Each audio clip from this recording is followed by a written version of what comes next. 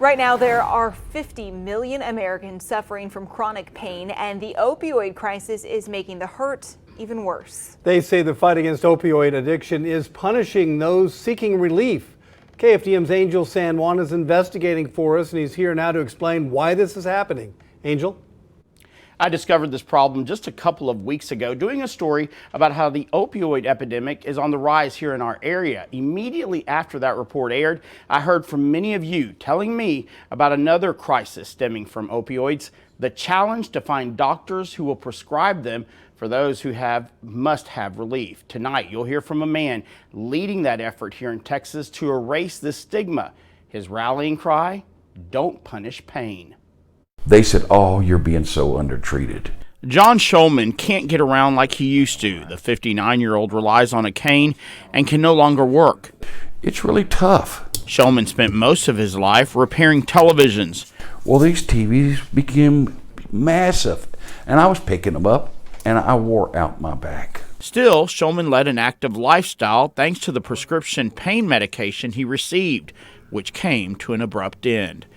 They told me, "Look, we can't give you the pain medicine anymore." The Centers for Disease Control, reacting to the opioid addiction epidemic, urged doctors not to prescribe opioids to chronic pain patients like Shulman.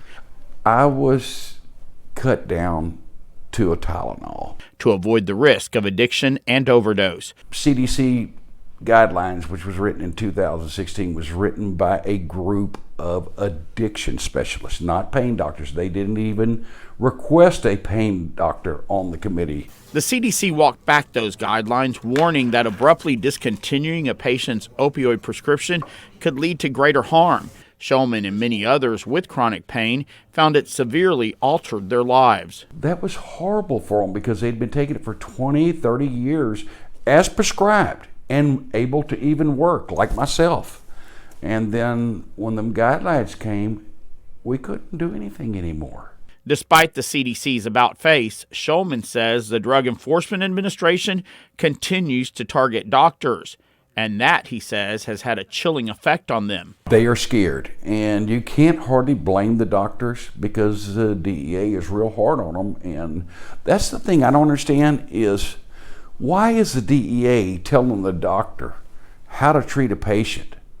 The DEA doesn't have a medical license. They don't have a medical degree. They don't have any knowledge of pain. So what are they doing in between the doctor and the patient? How do they know better than the actual doctor does? Shulman says the lack of pain management is having a debilitating impact on his health. I wouldn't have had a surgery one. And I would be active. I would be a contributor to society, not a dependent on it or a burden, because I had to go on disability because of it.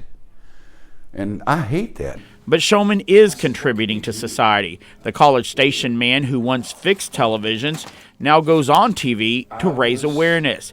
Don't Punish the Pain is a national group, and he's the head of the Texas chapter, sounding the alarm on how the effort to combat the opioid crisis is creating another crisis. What's happening with the chronic pain patient now is they don't have very many options when they don't get their medication.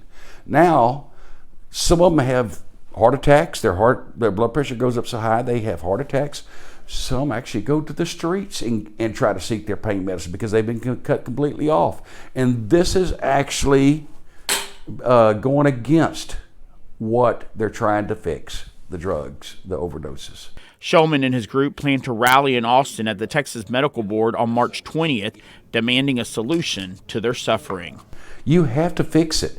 We're not part of the opium crisis. We're a casualty of the opium crisis.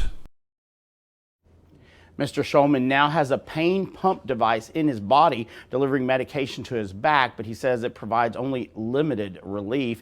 And remember that Don't Punish Pain rally in Austin is March 20th from noon until 1:30 at the Texas Medical Board. Guys.